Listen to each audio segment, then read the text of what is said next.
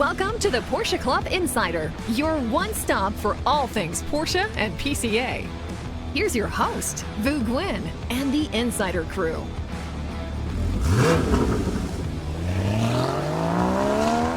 Welcome everyone to episode 61. We are at PCA National Headquarters around the table with Damon Lowney and Manny, and of course, always at the controls, Robert Forsyth. I can't believe it's May already. Yep, I've already missed a couple autocrosses.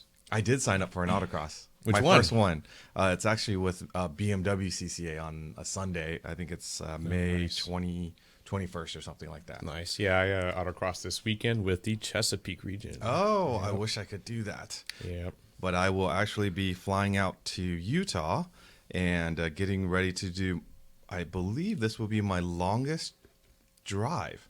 I'll be driving from Utah to Maryland in my daughter's MDX. That Nice. Was never meant to be a cross-country traveler for us. We bought that car with the intentions of just keeping it in Salt Lake City as a school car for her. But because of her 82-pound dog, that's why we're doing this. So How many days are you going to take to drive back? So we're hoping to do it in 3 days. So leave Monday and be back in the office on Thursday. Nice. So wish me luck. It'll be possible. Yeah, I think so. I mean, we've really gone through the car. I probably have done more to it than I originally intended to, but not only does it have to get to Maryland, but in August it's got to get back to Colorado, and from then on, hopefully, it stays in Salt Lake City because Jason will be starting there in the fall, and we'll just leave He's the car. going there as well? Yeah. Wow. So both kids going to Utah. Nice. All right, so let's catch up on things we did last week. Manny. What did we do last week? You got a all a very blur. you had a very interesting evening. Oh, before. that's right. It was it rained. It was Carlisle, the Porsche-only swap meet. For those who aren't aware, it used to be called. Everyone still calls it Hershey because it was in Hershey, the Hershey parking lot for Hershey Park for the longest time. This is they call it the world's largest Porsche-only swap meet, which I can't say whether that's true or not. I guess that's they've done their research. I don't know how many other Porsche-only swap meets there are, but it's only about 2 hours from my house, and I've lost count of how many times I've gone to the event. Haven't gone to every one, but back when they were doing that ski round top. So anyway, this time we were planning to go and sell a lot of my stuff, but the forecast looked really terrible. Bad. And so I really limited it, and I got stuff that I was hoping wouldn't get wet, but I wasn't going to die if it did get wet. And even Bob Gutjahr, who is the one who gets the spaces for me, is my swap meet neighbor. He was it was noticeably absent how much stuff he didn't bring up, even though they brought 2 cars up. So we drive up there Friday night, like we have been doing for the past couple of years. We meet for dinner, and the place he picked. It's funny, we didn't communicate ahead of time what hotel we were going to be staying at, but it turned out we're both at the same hotel. He usually stays at Marriott hotels because he has all the Marriott points, so I didn't even think he'd be at the place where I was, which was the Hilton property. But we were, so the restaurant he picked was a brewery. It was Desperate Times Brewery, right down the about 3 blocks from the hotel. And it turned out that I had been reading the 914 forum, and they were having a little get-together. Oh. I felt bad for them because they were playing some drives on Friday, but it was just lousy weather on Friday. Rained the whole day. So when we got there was only one lone 914 in the parking lot. God bless the guy that he drove his 914. You could hear cars rusting in the parking The hell lot. hole. If he didn't have a hell hole, maybe he does now, right? Oh, I commend people that drive cars. Maybe he was young. When I was young, I would have done something similar. So we usually Bob sets everything up, tables, everything the night before. But since it was raining, he did not. And you came prepared. You had a tent. yeah, I brought that's actually the Hershey Parade tent. So back in Hershey 05, it wasn't a nationally run parade. It was all basically the regions ran it. National had oversight. And so we had to sell all our stuff at the end of the parade to try to make up money so we at least break even on the event. And we had all these easy ups we bought for the autocross and different events, so we had to get rid of them. So we were selling everything half off on the last day. I remember people were buying stuff that wasn't even branded. It was like cases of water they were buying. And so I picked up one of these Easy Ups, and I've had it since. This is an 18-year-old? 18-year-old tent. It's been taped up in a couple of places, but it worked. So anyways, we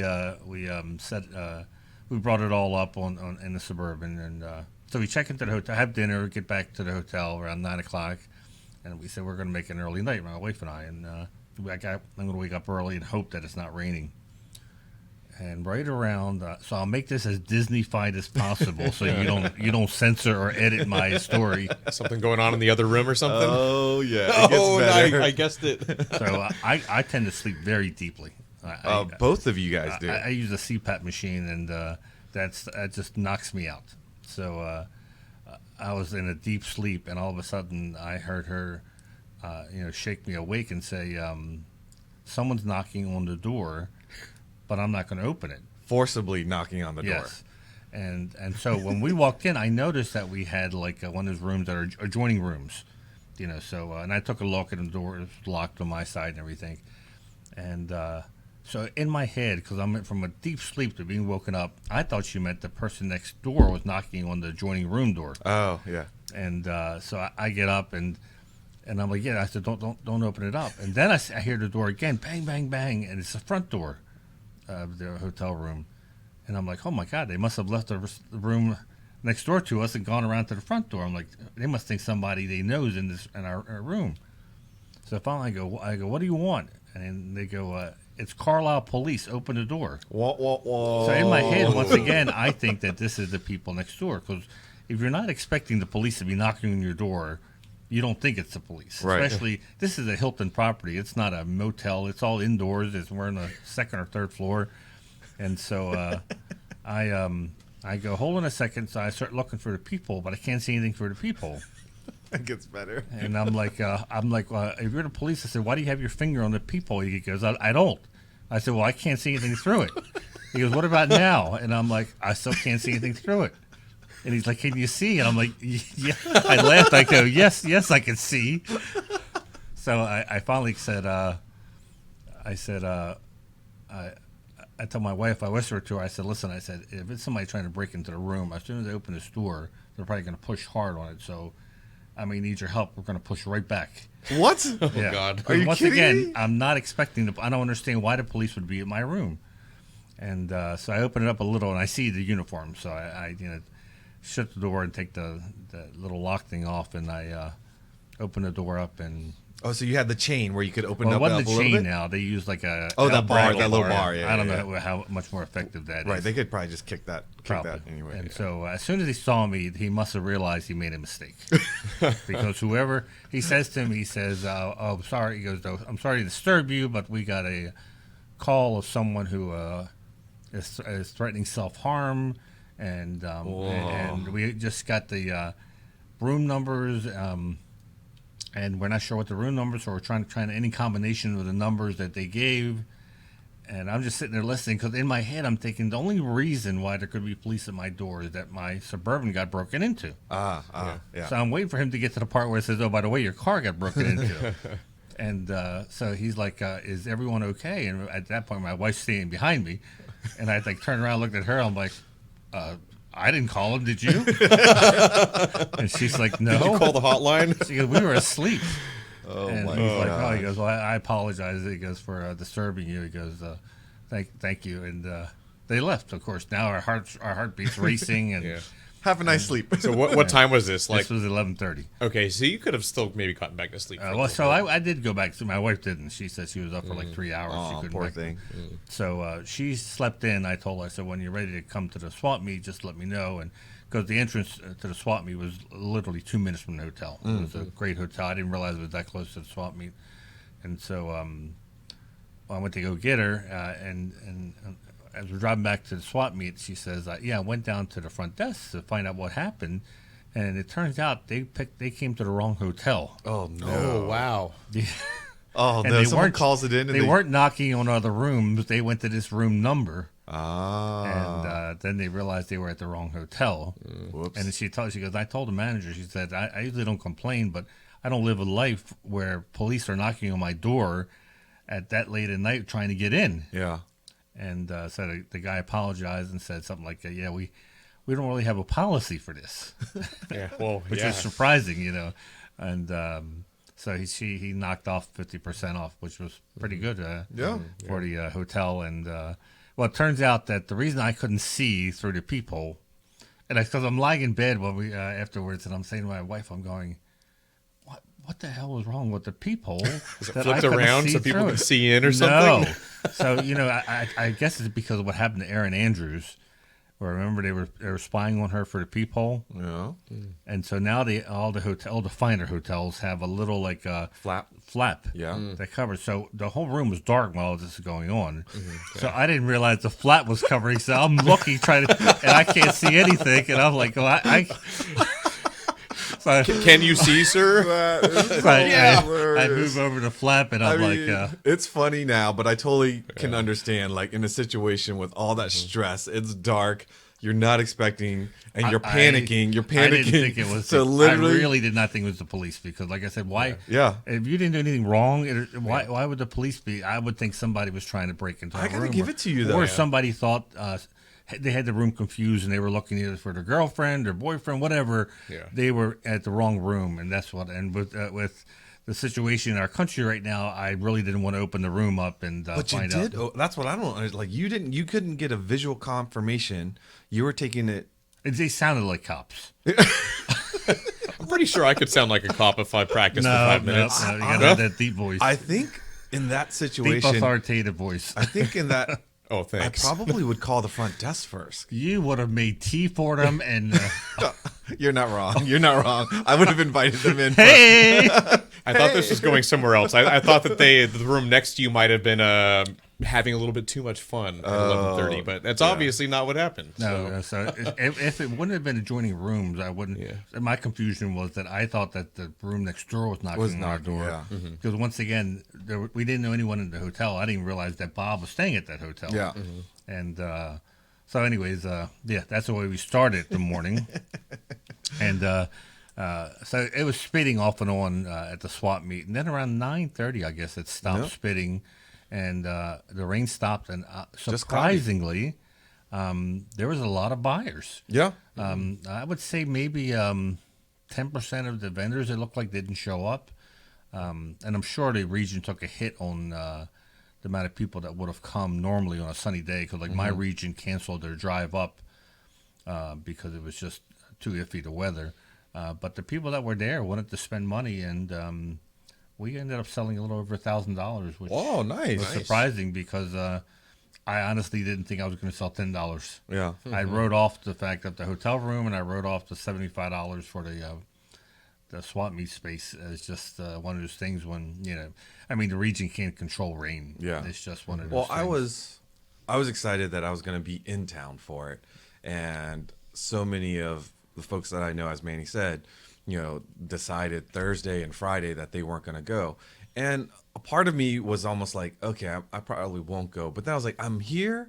And then I felt bad for the region. Like, we hold so many events ourselves, and we can't control weather. And I was like, maybe I'll just go to, just show support. The fact that even though it's raining, I'm going to show up and just say hi to people.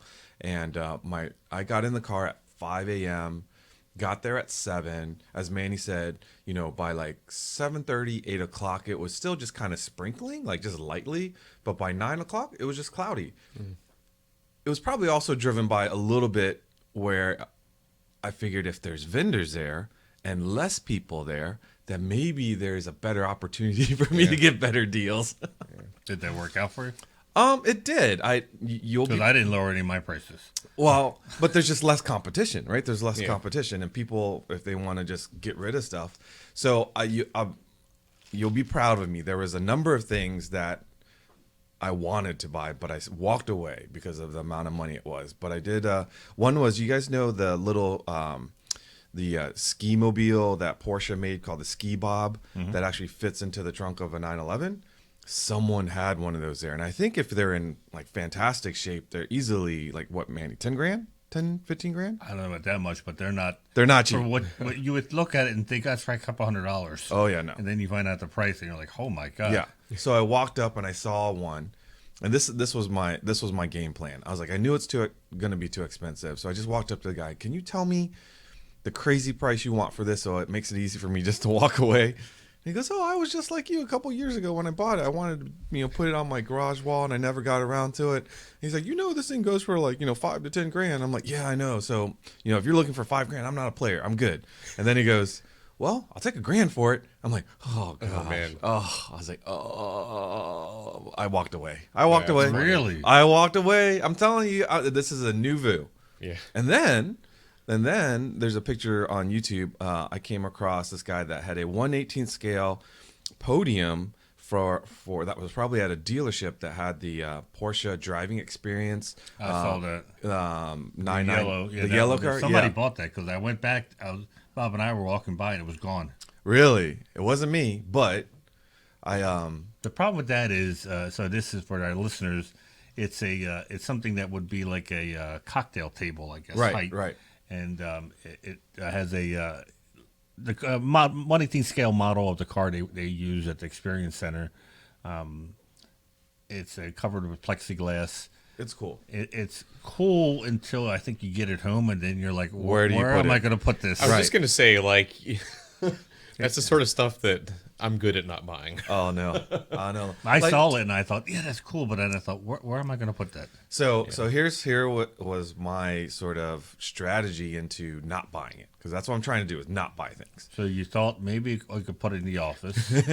I know that crossed your mind. Oh, that definitely crossed my mind. He's like an alcoholic who keeps a 6-pack in the fridge just to show that beer who's boss. That's right. That's right. Well, I figured, that acrylic dome was probably $50, and then the wood, I could make something like that. Paint it, stickers. I'm like, material wise, that's probably $150 worth of material, right? So I say that's probably easy, a $500 to $1,000 piece. But if I can buy it for the amount of that's the materials, and I don't have the He's labor, going to make it now, Manny. He's going to make it himself. labor into making it. Do you use the same logic when you get your hair cut? And the guy wouldn't tell me the price. He was like, just make me an offer. And I knew my offer was going to be stupid. So I first explained to him, I was like, promise me you won't be offended by my offer, but it's an offer that I'm willing to do, and you won't have to put it back in your car, and I'll go home with it. So anyways, I offered him $150. Mm-hmm. And he didn't say no. He said, you just need to come up a little bit. And I stood firm, and I said, I appreciate that, but my limit's $150, and I walked away. It's a new Voo. I'm telling If he you. would have said yes, where would you have stuck that? I know that's something for me to worry about later. Right. I wonder if the person who bought that listens or watches the podcast, and I wonder if they would say how much they got it for. It was gone when Bob and I went for like a walkthrough, and Yeah. I noticed that it was no longer behind the table. It's a cool piece. If you have room, it's a cool piece, and especially if you want to display a special car. Mm-hmm.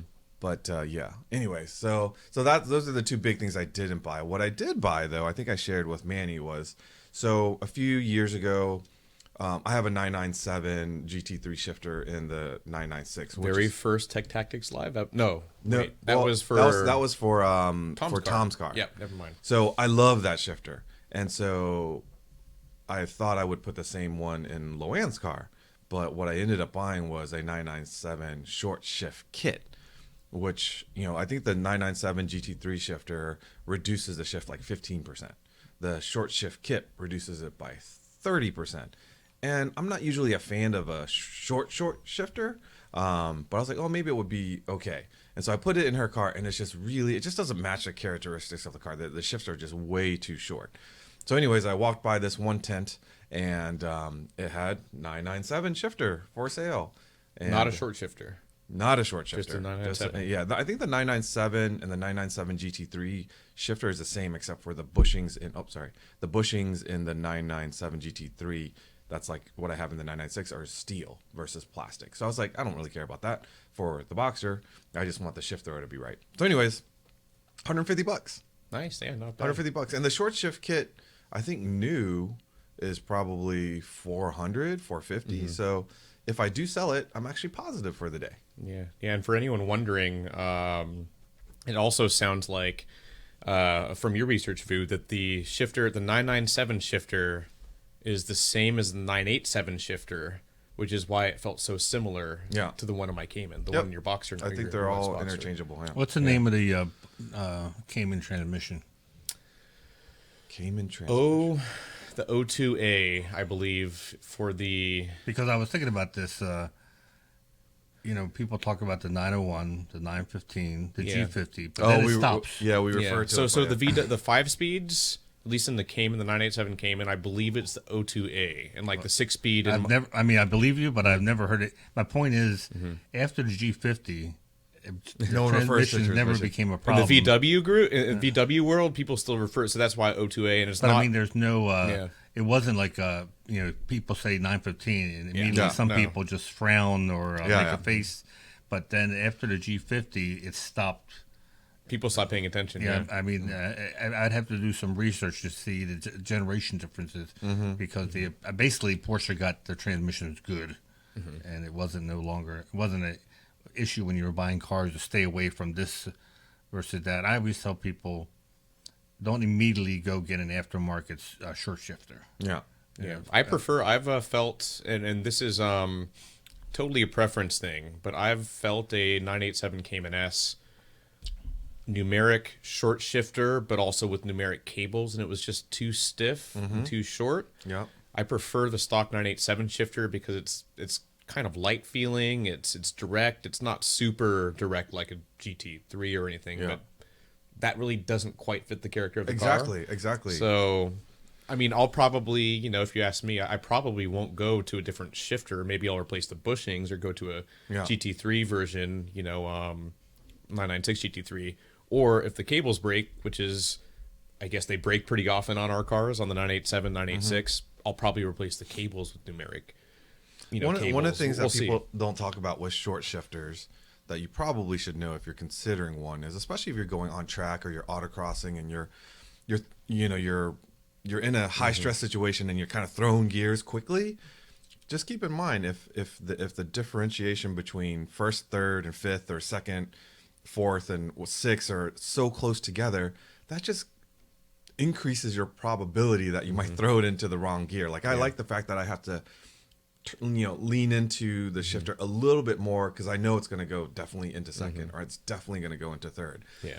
If you're doing a quarter-mile car, then I guess, you want super quick lightning shifts, but I don't think many of us are doing that. So having a little bit of travel, to me, is a good thing. Yeah, same. I think Manny feels the same. I don't think Manny has short shift kits in any of that. None of my cars. Even my race car never had a short shift. I'll say this, controversial opinion maybe, but I think a lot of people buy short shifters because it's a relatively affordable, but not super affordable mod, and they get it in their car. And if you spent $300-400 on a short shifter, you're probably not gonna, say I don't like. Or maybe some people will, but I think people stick with it, thinking that it's better, and maybe they're just putting up with it. It's something noticeably different. Yeah, whether different. Whether or not it's good or bad, it's like it's a preference thing, I guess. Porsche's the same thing with like exhaust, right? Porsche has built, and I hate to sound like just an echo box of Porsche, but so many times they do the research and they get sort of the 99% out of whatever they're building, and not all exhausts that if they're not engineered right, if they're not well made, people will buy a eBay exhaust system because it's cheap, and they'll hear a difference and they'll love it. But they truly don't know, does it make more power? Or in most cases, it might actually make less power.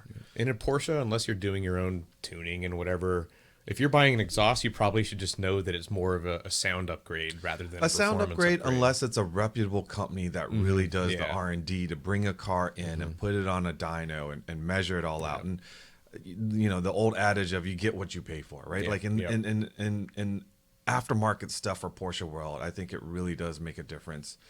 Companies that put R&D into making things actually work, because it's hard to make things work better in a Porsche. Yep.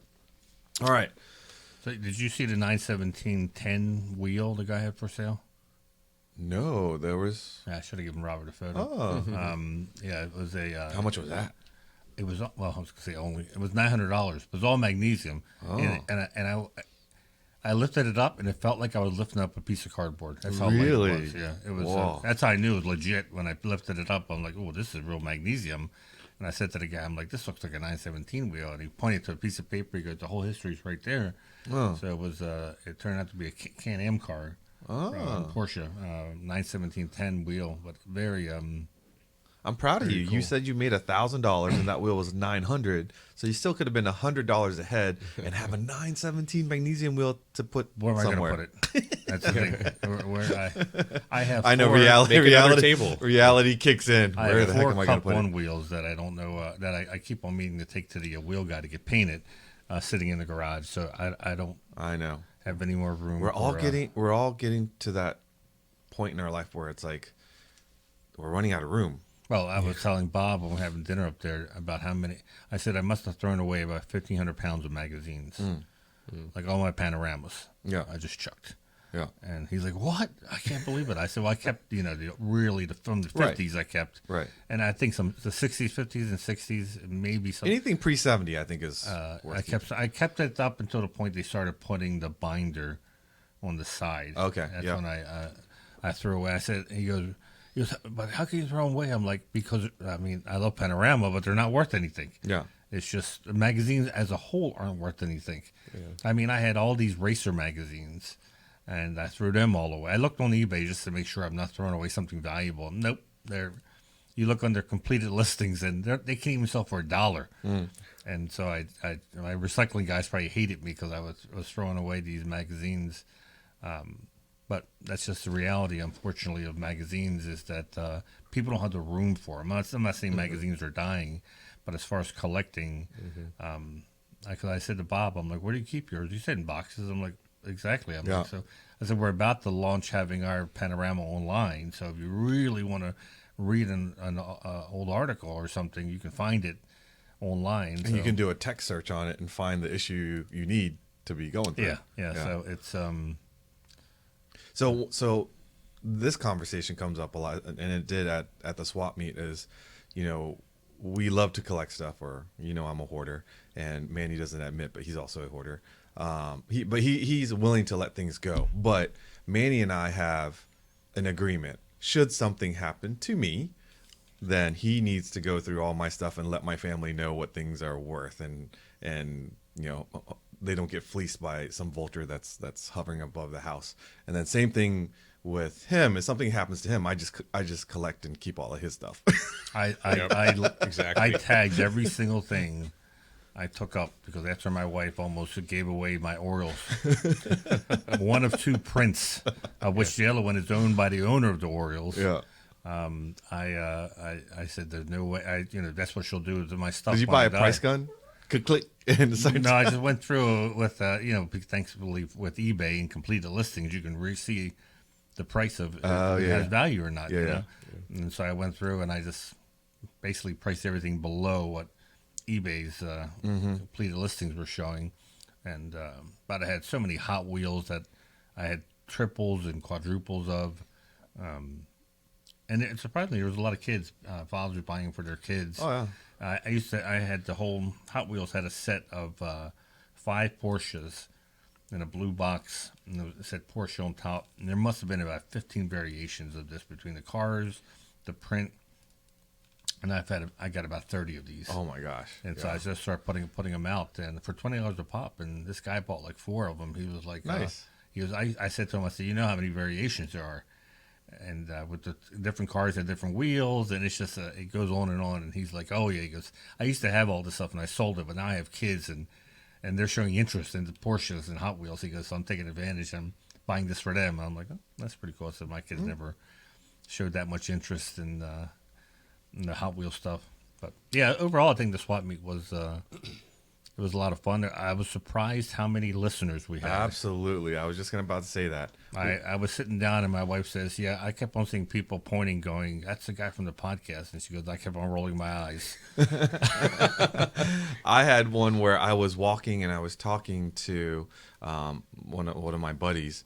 And the guy that was actually selling stuff, he turned around. He's like, and I'm not within a direct view of him. He's like, are you Vu? I'm like, yeah. He's like, I heard your voice and I knew it was you. I'm like, I hope I don't lull you to sleep. He's like, no, I'm a huge fan. I don't know if that story's true or not, because your radio voice is different from your real voice. No, it is a little bit different, but he recognized it. And then there was a gentleman at the dealership. You know, I was looking at the stuff that they had on their table. He's like, "Oh, you're from the podcast. We listen." So, yeah, appreciate seeing everyone, and that was probably the best part of all of it. Is just running into people and just chatting it up, and talking PCA and podcasts and YouTube and Pano. The only low point was I went to get a coffee, and so there's this little trailer with selling coffee, iced coffee and hot coffee. So it was in the morning, so I asked for a hot coffee, and it was I think $5, $4, whatever. I asked for French vanilla, so I get it, and I open it up, and I see it's black. And I'm like, there's no way this has any French vanilla in it. And so I went to pour it in my thermos, and oh my God, there was grinds in it. Oh, and like a syrupy stuff. This must have been at literally the bottom of the barrel. Oh, yikes. And I almost walked back, and I was like, I don't feel like walking back. And I said to Roxanne, I said, this coffee is like just absolutely. Are you chewing it? I didn't. I just threw it. He goes, that's funny because right before you came back, there was another guy who took a sip and then spit it out. And oh, really? He threw it out and almost hit Bob with the coffee when he threw it out. Wow. And I was like, yeah. I said, evidently, they're still learning how to make coffee. So I got that wrong. So I left just right before noon, and I enjoy eating fair food, but I knew I was going to be in the car for 2 hours, and I got to tell you, all those different sausages they had on the grill looked really appetizing, but I don't know, maybe because I'm getting older, I wasn't willing to gamble, so I didn't buy one. Gamble on what? On these sausages that were on this grill that I'm who know sure when they the clean last time all it the was time. clean. Make sure everybody's drive home is good, right? And it wasn't like straight up just like regular pole kielbasa, whatever. It was like boar and deer, and like normally if I was like home and I could be home in 5 minutes, I probably would definitely try it. But I was like, a 2-hour ride, that's probably not the smartest thing to do. So we Sorry, everybody. Questionable meat. We ran across a member who had a car cover. And so Bob says, hey, how much did you pay for your car cover? And he says, $20. It's a Porsche, like, silver knit car cover. And Bob goes, oh, that's a pretty good price. He goes, what car is it for? And the guy goes, I don't know. He goes, the guy said it's a grab bag. He's not sure what model it fits. He goes, but for $20, he goes, it'll cover something. It'll cover something. And I said, yeah. I said, most Porsche covers will fit other Porsche covers, except if you have, like, a big whale tail or something. So we start looking around, and Bob sees 2 car covers, and he goes, I bet you this is the guy who bought it from. So he asked the guy, how much you want for this? And he says, $40. And Bob's like, $40? And the guy's like, yeah, that's a fair price. And so Bob says, well, does it have the Porsche crest on it? And the guy goes, yeah. So we open it up, and we can't find it. And I'm thinking, oh, no. I'm like, this is not a Porsche cover. This looks like a Walmart 1999 cover that's in, good a thing you opened in a it. Porsche bag. Yeah. So we put that back, and we get the other one out, and that does have it. As soon as he pulled it out, I could tell that silver knit, like the kind I have at home. Except this looked like it was dragged behind a tractor trailer for 20 miles, and then put it in the bag. Whoops. And Bob was like, "This is perfect," and tried to negotiate, and the guy wouldn't budge from $40. And Bob was like, "That's fine, that's fine." I'm like, "Oh my God, dude, just walk away." And then did he get it? Changes. So he gets it for $40. Oh no! And it's been dragged behind a tractor trailer. It is as filthy as you can imagine. Oh my gosh! So he takes it back proud. He's like a cat that caught a mouse. He's walking back to Ellen, his wife, and she sees it. And she's like, "What's this?" And he's like, "I got it for the car." And she says, "But it says 993." He goes, "Yeah, but it'll fit any of the 911s." And first he said 996. And I go, it's not 996, it's 993. He goes, no, it says 996. I said, it says 1996. Whoops. I'm like, thank God you're not a pilot. So she starts taking it out. She says, Bob, did you see how dirty this is? He's like, yeah, it's no problem. We'll just stick it in the washing machine.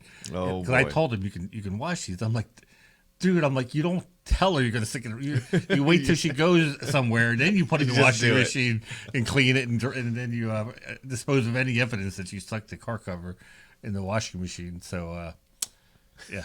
So Bob and Ellen, actually, they were probably the highlight one of the highlights of my day, because when I walked up and saw them, they quoted Tech Tactics Live. I can't believe you said the tail of our car is like a pug.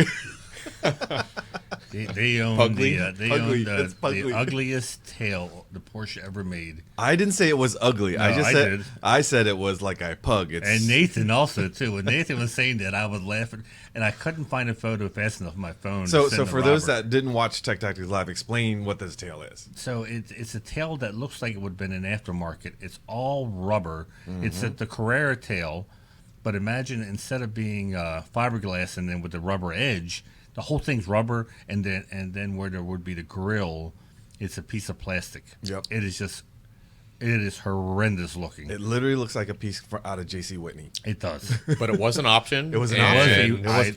I couldn't believe it. I started writing a tech tips article, but I still need more information.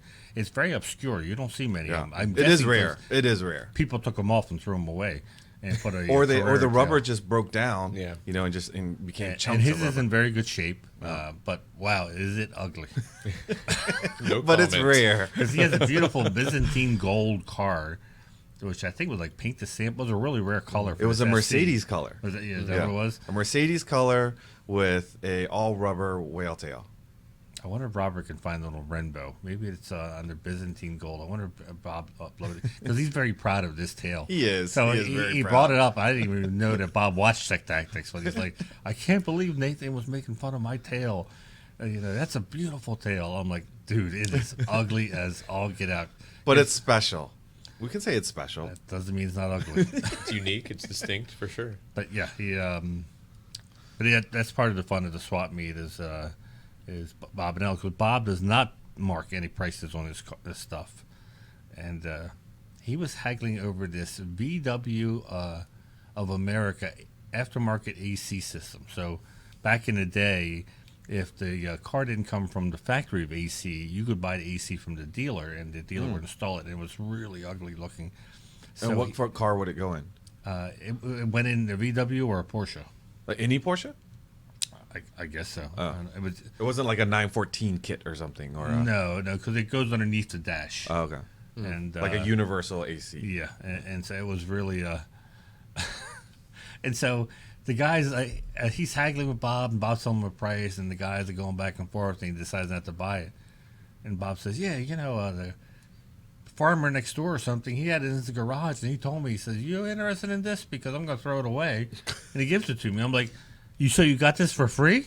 And he goes, yeah. I'm like, why didn't you take $150 for it? Oh my gosh. He goes, 'cause I think it's worth more. I'm like, this is how you keep stuff for 20 years. Because I said, you were looking at $150 cash. And most of all, it's ugly and it's huge. And he has no use for it. Absolutely no way. use for it. Yeah, that's funny. Well, that's you go to a swap meet, you hope to strike gold, and you hope people realize that you have gold and you have good deal. But really, it was just a fun time to see everyone. So, I'm glad the weather held out for the most part, and totally worth the 2-hour drive up and down for me. All right, so filming of videos, you've been filming quite a bit lately. Well, not too much, but yesterday Yesterday, I'm thinking of yesterday, I guess. Yeah, we filmed a lot yesterday. That was a 997 GT2 and a 1997 993 Turbo. Which you drove, Vu. 16,000 miles, each of them, roughly 16,000 miles, all quite original, except for the 993 Turbo has a car graphic exhaust, which interestingly enough, outside sounds like wild, but as I was driving it, I really couldn't tell. I don't know, when I did like the drive-by, I don't know if it sounded good or it sounded crazy. Yeah, I've watched those. The sound is, I'm really amazed by the sound. You only get the sound of the car, so I'll have to turn it up, but it didn't sound super loud actually from the outside. No. Louder than stock. Yeah. But So, Manny, you remember that center console I was telling you about that this car had that looked odd? So on the build sheet, it says extended center console, and inside that box was actually like felt lined and finished really nicely. So again, I think it's factory. So if anyone will, when we do the video, if you guys watch it, take a close look at that center console, and it's probably one call to Boris and say, Boris, is this like a legit thing? He probably knows. Yeah. Well, so when I asked for The Monronis, I didn't get, the original window stickers, but the collection is owned by a local business who sells used cars, I believe, Yep, right? yep. Used cars is their main thing. And so they have a system, I believe, where, they can gather all the data through the VIN and all the options and then just print out a sheet, for Yeah. whoever's. So they did that with their cars. And so those should be actual options. Yeah, it showed the option number for the extended leather console, and it was like I want to say it was like a $3,000 option. It's really well done. Yeah, it was mean, like $101,000 turbo in 1997 money, and I think it was 117 or 119 after options. So optioned up pretty well. So without giving away the whole video, the 993 Turbo was just a nice drive, a very balanced drive. Like honestly, if it wasn't the value, you could drive it every day, and it's a nice car. I haven't seen a 993 Turbo. I looked this up before our drive yesterday, and there's not a single one for sale. And I used a site called Auto Tempest because it kind of like scours everything. And then I went to the Mart. There's not a single 993 Turbo for sale under $200,000. Yeah, and I can understand why. It is a great car to drive. Yeah, and I don't want to give up the whole video, but that's that. And then the GT2, I will say, like, if you didn't do leg day, just drive that car, and your left leg will definitely be big at some point. Don't wear the thinnest. Don't wear shoes with really thin soles. Yes, if you're going to drive it for a while. Yeah, you definitely have to put some effort into it, and just approaching that car, you have to be respectful. Being a rear-wheel drive car, tons of power.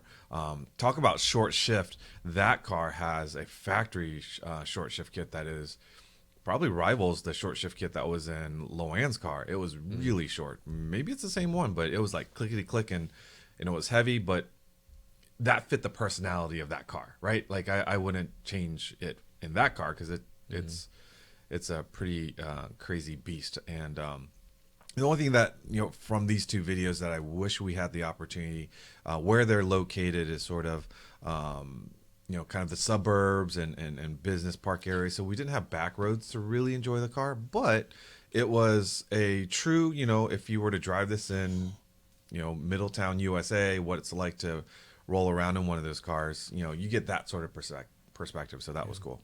Yeah. And the owners of the cars were so amenable. Not only did we drive those cars, but Bogdan had a field day with all the other cars. So if you haven't checked out Instagram, lately, he did one where he did this flip and he lands in a speedster, which is pretty cool. He's quite athletic. Oh yeah, he did gymnastics. He told me for quite a long time. So Did you know? I think we talked about this, but he was almost on American Ninja. Yeah, I think he had mentioned. I totally believe it. We were just talking because the mechanics who were there helping us out at this collection, they were just talking with Bogdan and helping him out all day, so they got to see how athletic he is and what he can do. And then, I'm off filming and we're off filming. We come back and we're just talking about how to do a backflip. And we're standing there and Bogdan does a backflip. Yeah, it's no big deal. It's like it's walking to him. I mean, yeah. So there's some really cool Instagram clips that's going to be coming up. Him chasing down a car and all that kind of stuff. So you also finished up your pulley video. Yeah. So I started filming this, I think it was October or November of 2022 when I did the underdrive pulley, harmonically damped. But when I tightened the pulley up, I did it wrong. I used the wrong wrench. I don't think I was able to get the angle torque where it should have been. It was still really tight, and I had Loctite on it or Permatex thread locker. And it worked. I did my last couple autocrosses and, then put it away for the winter, knowing I would work on this, retightening the seal, but also knowing I would go in, or retightening the crank pulley, but also knowing that I'd be in there pulling the old seal out, putting the new one in, which I did. Took a while. You just skip straight to drilling 2 holes into the seal to pull it out. Don't try anything else. It's not going to work. No. But once that was in, I put the crank pulley on. I bought a nice torque wrench with digital readout in both foot-pounds and Newton meters and angle torque settings, and had a 15-degree swivel head, and it was exactly what I needed. And I think it was the only way to properly show our viewers how to tighten that pulley up. So that's the torque wrench there. It was an Icon 12.5 foot-pounds to 250 foot-pounds, which is pretty crazy from Harbor Freight. So it was cheaper than Snap-on, but still $350. So. Like higher line. The higher line, for Harbor Freight. Yeah, it's a little bit higher line, so very nice. And so I did the video. If you guys want to put a underdrive pulley in, whether it's a harmonically damped or not, or even this applies to if you're putting, removing a seal and putting your stock pulley back on, you can use this as a reference. Pretty, niche scenario that maybe not everybody will do, but hopefully somebody gets some good tips out of it. So in the comments, someone mentioned about you grinding something that's not yeah. reversible. So for the underdrive pulley, it's smaller. So the stock pulley is a larger diameter than an underdrive pulley. That's what an underdrive pulley is. And inside the diameter of a stock pulley, there's an area where a timing boss or a little tower with a hole in it can sit. Oh, okay. And is that's that where you like put the nail or whatever? Put the bolt in or the tool to hold the crank, so when you're loosening or tightening it, the crankshaft doesn't move. Right, yeah. If you that gets covered up if you put a underdrive pulley on it, and you have to grind it down so the pulley would fit. So what you want to do is grind it down just enough so that the pulley fits over it. But if you ever went back to stock, I'm pretty sure there's enough material left where you could still use that timing box. Oh, you can. Okay. Yeah, because it'll still sink down like a half an inch to an inch, I believe. Okay. The nail or whatever. So how do you keep the underdrive pulley from spinning now that you don't have access to that boss? This is pretty key actually as well. For a 997 owner, so you can put this pulley, and this job is the same for 996 or 997.1 up to 2008. RSS gives you a tool. Road Sport Supply, which is the company for this underdrive pulley, gives you a tool to hold the pulley to provide like a counter force. Oh, okay. You just don't have enough room in a Boxster or a Cayman. So what you do is you put the car in fifth gear or sixth gear, if you have a 6-speed car, and then you pull the handbrake really hard, and you do the torquing that way, and that's enough to keep the engine from spinning and the crank from spinning. Because the transmission's engaged. Transmission's engaged, and you have the e-brake on. If you watch the video closely enough, when I'm torquing the car, it's actually moving forward as I'm torquing it and then back. So you're putting in, 37 foot-pounds, and then after that you go 120 degrees for the RSS pulley. It's 90 degrees for a Porsche OEM pulley after the initial 37 foot-pounds. But yeah, so fifth gear or top gear, pull the handbrake, and you should be fine. Okay. We also did Tech Tactics Live, the 911 SC Buyer's Guide with Nathan, which when we have Nathan on, it always proves to be popular.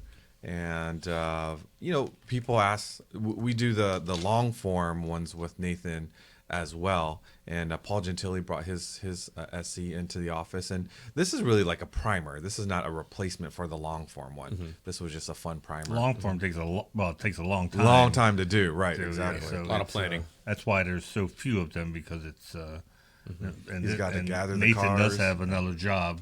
Yeah. This is his volunteer. So this is a good filler. Plus it allows the members to ask questions, which obviously the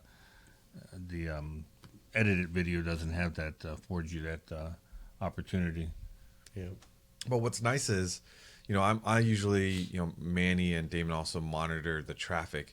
Usually you can tell if things are going well, if people are just like the numbers are there, but they're just watching and they forget to ask questions. And then Manny and Damon will have to say, hey, if you guys have questions, send it over to us. And that's the cool part about Tech Tactics Live. It's a little bit more engaging than any other format. But yeah, we definitely will ask Nathan to do a long form one. It's just, as Manny I think said, that's been takes some time. planned. There are a few, but it just takes time. Yeah, Manny, I see on your computer 914. That reminds us that we were engaged with the 914 group at Carlisle. Yes, I protested your inclusion. He did. you don't He have that totally running did. 914. He totally did. Must have run in the And they past call 10 themselves years. the 914 mob. I think they felt bad because Rue was there, so they had No, to no, invite no, him no, no, to no, the no. 914 mob No, as no, well. no. Yes. Yeah, They asked me if it was really true you had one. I'm like, supposedly I had hair at one time. There's photos, but photos. You know what? I don't know that I've seen. When was the last time I saw a photo of you with hair? I think that we need to don't bring know. that one back. No comments. It's around. It's around. It's around. All right, let's get into the news. The first one is heartwarming. I'll let you start that one off, Manny. I don't have my sheet in front of me. What's the first one? Leah Block. Leah Block. Oh, yeah. Man. It's cool. It's sad. Yeah. So Ken Block, who passed away earlier this year, he was supposed to drive the Huna Pegasus, but it broke down Last year, yeah. before he could drive it up the Pikes Peak, and the car's come to several PCA shows. It's just really an incredible machine, considering it's 66.912 based on. So his daughter is going to do a demo run, not for competition. 16 years old, and she's going to drive the Huna Pegasus up Pikes Peak. And I think it's a great tribute to her father, Ken Block. Like I said, it's very sad because I'm sure he would have loved to have seen her drive the Huna Pegasus. But I think it's such a great very cool story. that the organizers are allowing that, and I think the fans will really enjoy seeing the Huna Pegasus do what it was supposed to do, get to the top of the mountain. Yeah. So I was talking with Mobile One and Toyo last week. Really, the day that the information came out that she was going to be running the car, and I said, if there's any way that we can be involved, and it's just, again, such an amazing story, and it's in her DNA, and I've followed the series where she was learning to drive. I think it's an Audi 4000 or 5000, and so we'll definitely try to get some more intel on that one. Next one, balance of performance change before Le Mans. So the head of Porsche Motorsport, Thomas Laudenbach, is expecting a balance of performance change before Le Mans. Otherwise, quite frankly, our only hope is that Toyota runs out of gas or has an electrical problem like they did many years ago. Yeah. Because they've just been killing everyone as far as performance. It's not even close, and I'm sure WC wants to do something to even the field. There's a big disparity between the hypercar and LMDH, even though the LMDH cars run in hyperclass. They're two different cars, and the advantages of the hypercar are very evident with Ferrari, who came up with a brand new car. At least Toyota, you could say, well, they've been developing this car for several years, but Ferrari came out with a brand new car like Porsche and is doing very well with it. So they have distinct advantages, being all-wheel drive. It's something, hopefully, that there will be one more balance of performance, so Le Mans doesn't become a slaughter against Porsche. It's interesting because Toyota is saying, no, there's not going to be a balance because the rules state nothing before Le Mans. Yep. But then what's the BOP for if 3 races the cars are way off pace, or at least it seems like it? Yeah. That's what BOP's for. Yeah, it'll be interesting. And obviously, WC and IMSA, think about the fans, and they want to give a good show. And it's no fun except when Porsche's leading, but it's no fun when it's one manufacturer dominates. One or two lap lead, and there's no hope of anyone coming close except a mechanical breakdown. And the cars are so reliable, especially Toyota. I mean, kudos to them because they've been developing this car for so long that they're reaping their rewards by winning every race. Yep. So you don't have it on here, but any discussions on Miami Grand Prix this weekend? And there's the Carrera, the Deluxe Cup, right? That they'll be running. Yep. You're not going? I am not going. I'm doing my cross country trek, so in the MBX. Not really. I mean, because it's the Carrera Cup, but there's no IMSA running, and And you don't hear much about it. Have you seen much This year, there's a lot less Miami Grand Prix stuff. Yeah. So YouTube usually is where I go, and I can't watch the full race, so I just watch the highlights of everything. But I haven't seen anything yet. I feel like there just hasn't been much out there. It's crazy expensive. Yeah. Last year it was everywhere. Yeah. I feel like. And I think that what I read is a lot of people saying stay home and watch it. You know, it's they don't have. I always tell people if you want to watch an F1 race, go to Coda. Second would be Montreal, but I would highly recommend Coda. That's a purpose-built track. Any of the grandstand seats are great. The standing room only or sitting is awesome too. But Miami, I mean, I would have no hope of ever going there. It's thousands of dollars. Yeah. Yeah, and that's just for a seat in the grandstand, not a VIP suite. So it's yeah, I'll be watching it on TV. So by the time this Actually, I won't be watching it on TV because I will be at the Potomac region, which is the Washington, Northern Virginia region, is having a Concord. Bob had told me he was going to it, so I decided, well, you know what, I might go down to my region's not doing anything with cars at least on Sunday, and my wife had other plans she's doing with our daughter, but they were sold out. I was just about to say, are you autocrossing on Saturday? No, not this time. Not because our car has all seasons, and I just end up being miserable in all seasons. So I said, well, I'll go down and take the 914. Maybe a good article, maybe a good topic of having not Concord in such a long time, getting back into it. But they're sold out. And so they were like, oh, you know, we can make an exception. I was like, no, I don't want to get in there just because, you know, I asked if you had a registration open. But they said, well, can you help us judge? Yeah. Now, I don't like judging. You don't like judging? I don't like judging. You judge so much. I know.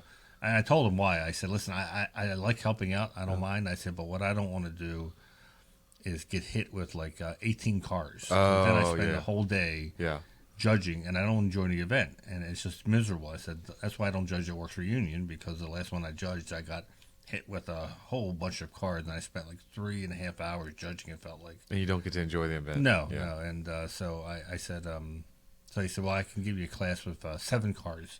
You'll take my spot, and this allows me to help the organizer. And I said, that's fine, 7 cars. He goes, plus it's a new judge, and you can help mentor him. And so I'm going down there to hang out, take some photographs. They're going to have 55 judge cars and close to 100 display cars total. It's on a rooftop of a parking garage, which to me sounds about as informal as you can possibly be. Except, so I'm looking at the email he sent me with the packet, and they have judging attire. Oh, you love that. Khaki pants if you have them. If warm, then khaki shorts are approved. Polo shirt. You have that. Comfortable shoes. Have that. Sneakers are okay since we'll be standing all day. I thought can't remember the last time I was asked to wear a khakis. No uniform. I mean, I have khakis, but judging a parade, they give you these shirts that are not my style, so I never wear a judging shirt. So I'll have to bring a hat because you're gonna be at the top of a building closer to the sun. So it's only supposed to be like low 70s. So, but I'll report back to the next podcast how.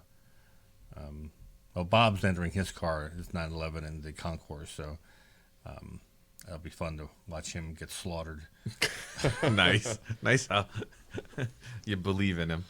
As I said earlier, that by the time you listen to this podcast, a few days away will be the birthday of Dr. Wolfgang Porsche, his 80th birthday, and you have a little bit of news about him. Did we get a lot of submissions? We did. I think we have. Yeah, we have. I don't know exactly, but more than 30. More than 30. Yeah. 30 plus. So. Yeah, that's good. So Robert just whispered in my ear. So yeah, he's stepping down from the Volkswagen supervisory board, not the Porsche supervisory board, which isn't entirely anything surprising. For those who don't know, the Porsche and PX families own Volkswagen, so it's been this constant battle between the two families, and they're all related because Piek is the sister of Ferry Porsche. she married a Piech, and that's how that family name came into being. But he's stepping down from the Volkswagen Supervisory Board. He will still head the Porsche Supervisory Board. No, I haven't read any change to that. And that's the most important because he helps guide the direction. Well, it looks like he's doing one more term, right? For VW. For VW, okay, yeah. First, when I saw that, I thought he was stepping down from the Porsche. I know when I first read that, I was like, Supervisory Board, but it's the Volkswagen, VW. which he was also he held a position there. So it's not a big Not loss. a big surprise. Yeah, Yeah. exactly. And the last news item you have has to do with profits. Yeah, Porsche obviously making Crushing it. hand over fist money, but they're still going to be raising prices again because they only have an 18% margin. They want to get to the big 2.0. 2.0, yep. So, if you're whining about the price of Porsche now, wait till you see the increase, which will vary. But they're not increasing in China. Yeah, I read an article that's not interesting. affecting China, but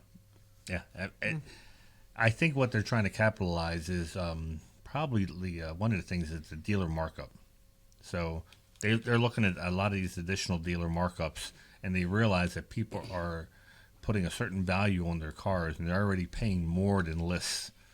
So why let the dealer take it that all? when They can can take take a So chunk of it. then now the That's a dealer good point. as additional dealer markup will probably drop because somebody will say, well, that car's worth 130, but it's not worth 145. Right.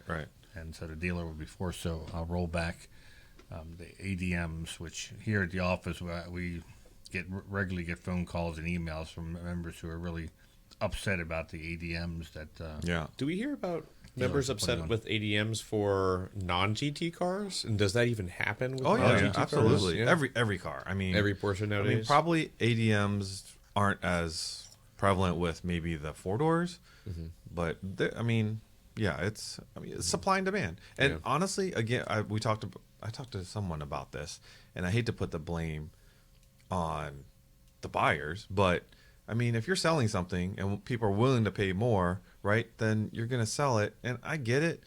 You know, you can be upset about it, but I mean, you should be really upset about the people that are willing to pay $100,000 over the price of the car. I mean, if they didn't pay $100,000 over the price of the car, then guess what? They wouldn't sell it like that, right? So I wouldn't place all the blame on the manufacturer, definitely, but the dealerships and what they went through, 2 years ago with, loss of supply and how much they invested.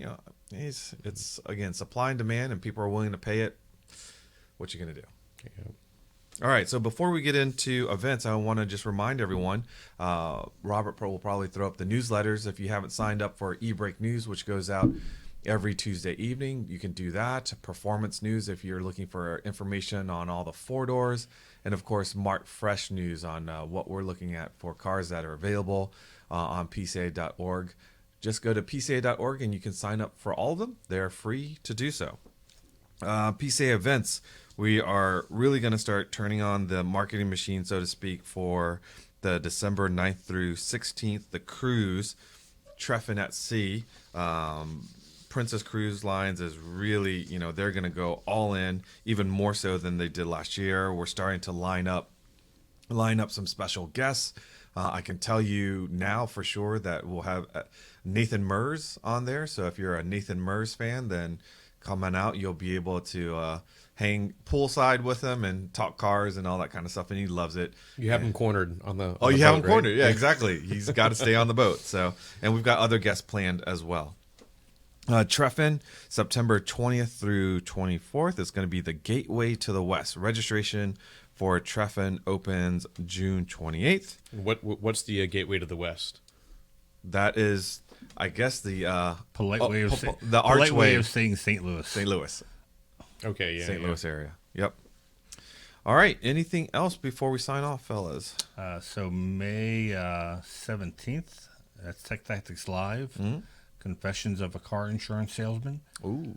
We will have Lee Rock, who is a longtime member, longtime insurance agent, and he's going to tell us all the things about insurance that we were maybe lax in asking our agent about. That'll be collector car insurance, regular car insurance, because I get very frustrating hearing people talk about how great their insurance is, and then when I ask them have they ever made a claim, they say no. Right.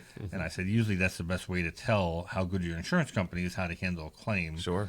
And I know my son ran into a lot of issues. He had a very big name brand insurance company, and they basically tried to rip him off with a repair on his car. And luckily the body shop that took it fought hard to make sure the car was fixed right. Yeah. But with our experience I had with the insurance company was the opposite. They made sure it was all Porsche OEM parts. They would basically did whatever the shop said was wrong. They wanted it fixed right.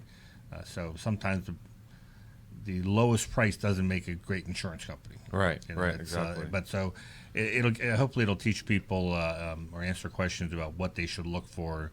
Because having a good agent will tell you this, but if you don't have a good agent or you're just doing everything online, you're not speaking to someone, you may be missing out on some important coverages on your car. Yeah, I'm looking forward to this, and I have some recent real-world experience with my daughter's car being T-boned and going through two major insurance companies, and I gotta tell you, I'm the one that represented us, so to speak, not terribly happy because I used to be my aunt was the agent, right, with this company, and then when she sold her business, the quote unquote book went to someone else, and that group just was terrible in handling our claim. Luckily, I ended up having to fight for stuff, so this will certainly be interesting. I don't know if you guys saw, but this is talking about insurance, not knowing how good it is until you actually need it or go through. But did you see that little meme where I think it was a Toyota Corolla just kind of bumped into a Rivian?